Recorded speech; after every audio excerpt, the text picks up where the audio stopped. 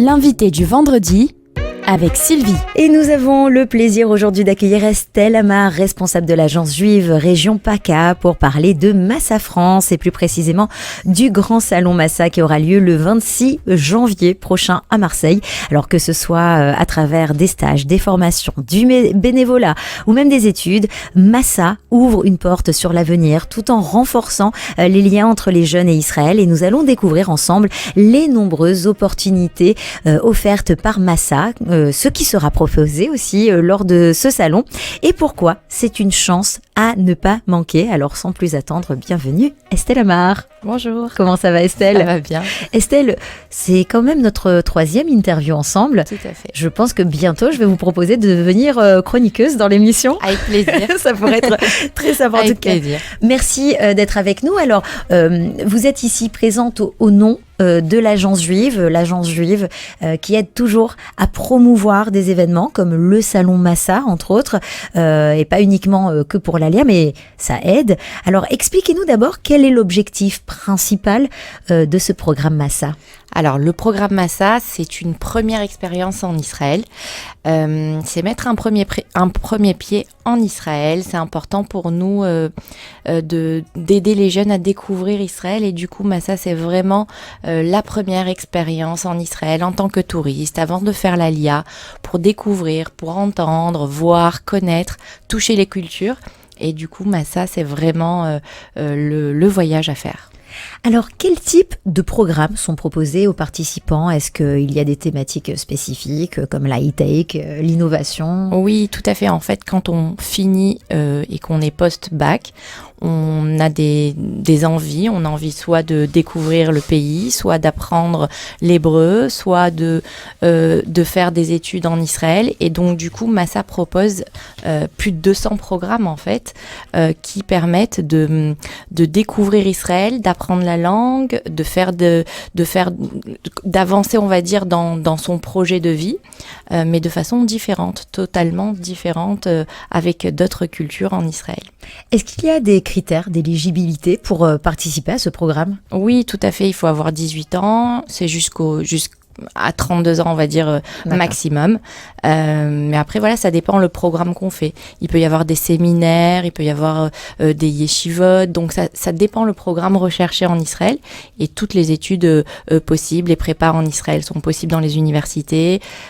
Donc, c'est vraiment en fonction de l'âge et en fonction du chemin de vie.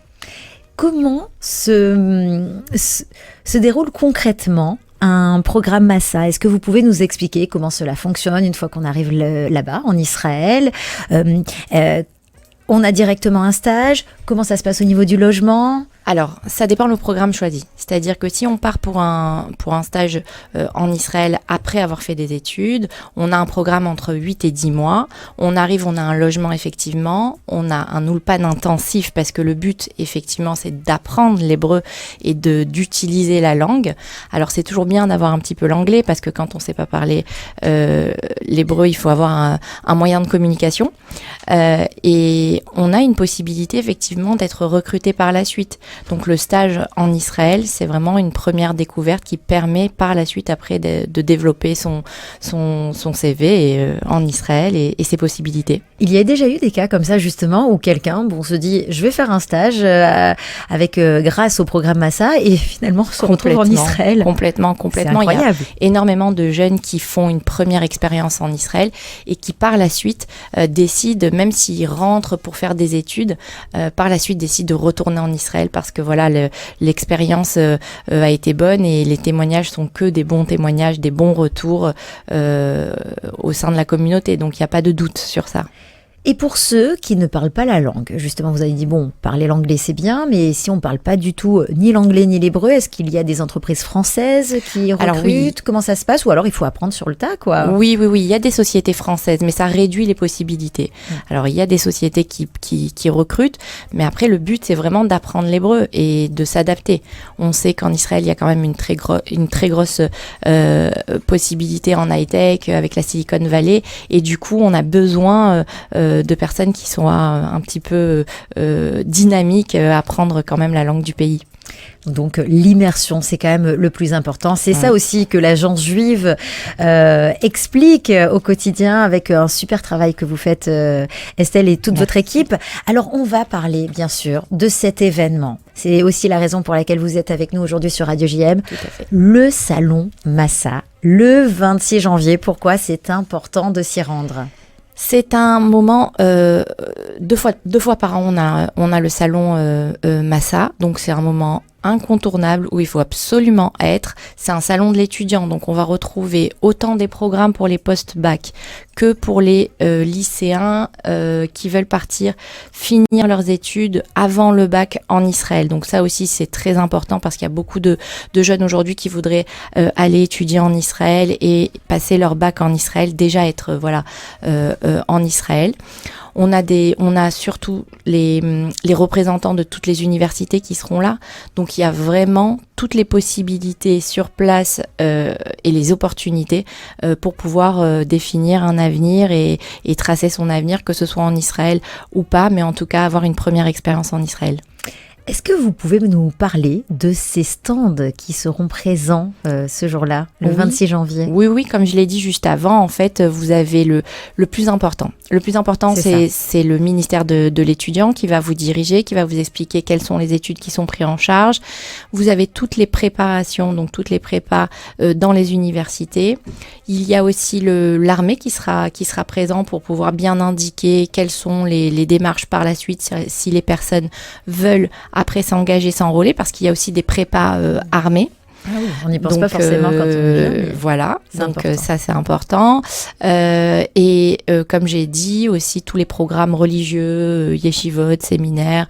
Donc c'est un peu de tout, c'est un gros salon. Il y a quand même plus de 40 stands. Donc c'est un gros salon avec toutes les informations pour nos jeunes et toutes les possibilités aussi. Quand est-ce que ça commence, c'est-à-dire à quelle heure exactement ? Alors, si je me souviens bien, c'est bien 14h jusqu'à 19h. 14h, 19h. Le lieu, on le connaîtra uniquement sur inscription. Tout à fait. Via le site aussi de l'agence juive. Tout à fait.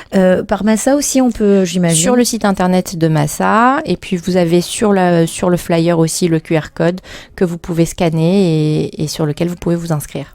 Quels conseils vous pourriez donner à nos jeunes qui nous écoutent, aux parents aussi qui nous écoutent et qui se disent voilà, on va vous diriger, on va mieux vous orienter lors de ce salon. Qu'est-ce que vous pouvez leur dire pour mieux se préparer à ce salon ?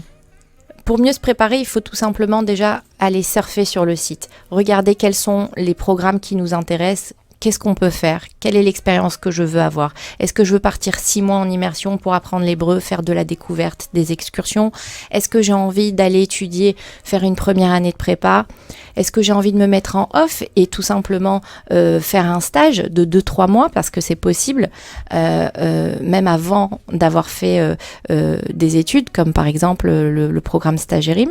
Donc, qu'est-ce que j'ai envie de faire ? Je vais surfer sur ce site, je vais regarder qu'est-ce qui m'intéresse et avant de venir, je relève quand même quelques programmes qui peuvent m'intéresser et au moins j'ai un tracé avant d'arriver au salon et des stands que je veux rencontrer. Voilà, je ne vais pas à l'aveugle. Oui, voilà, au moins préparez les choses en amont, c'est important. Bien entendu, vous serez aiguillé lors de ce salon, quoi qu'il arrive.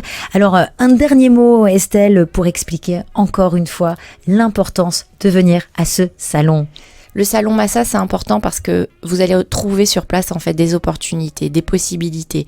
Tout ce qui se passe à travers ce voyage, parce que c'est un voyage avant tout, vers Israël, même si c'est une première découverte, ça va permettre quand même un développement personnel pour les jeunes qui arrivent en Israël qu'on n'a pas ici. Le contact aux cultures en fait en Israël, aux différentes cultures, le contact à la culture israélienne. Toute cette immersion en fait et cette indépendance qu'on a puisqu'on est loin des parents, loin de la famille, ça va permettre d'avoir dans notre CV, dans notre parcours de vie, une expérience unique. Et aujourd'hui, beaucoup de jeunes préparent en amont leurs études ici sans avoir toutes les possibilités. Ce salon va permettre effectivement d'avoir une visibilité sur toutes les possibilités après le bac en Israël. C'est important parce qu'on est tous un peu perdus quand même quand on arrive à 18 ans, on ne sait pas trop ce qu'on veut faire. depuis la seconde, en fait, on cherche notre chemin. Et là, le salon Massa, c'est vraiment l'occasion de venir et d'avoir tous les renseignements pour prendre sa décision. Eh bien, merci. C'est sur ces mots qu'on termine cet entretien. On va le rappeler, le salon Massa, c'est le 26 janvier de 14h à 19h. Le lieu sera connu directement sur inscription via le site de l'Agence juive et le site Massa. N'hésitez pas à vous renseigner davantage. Et nous, on vous dit merci Estelle Amar d'avoir été avec nous. Merci. À très Shabbat bientôt. Shalom. Shabbat Shalom également. On poursuit tout de suite en musique.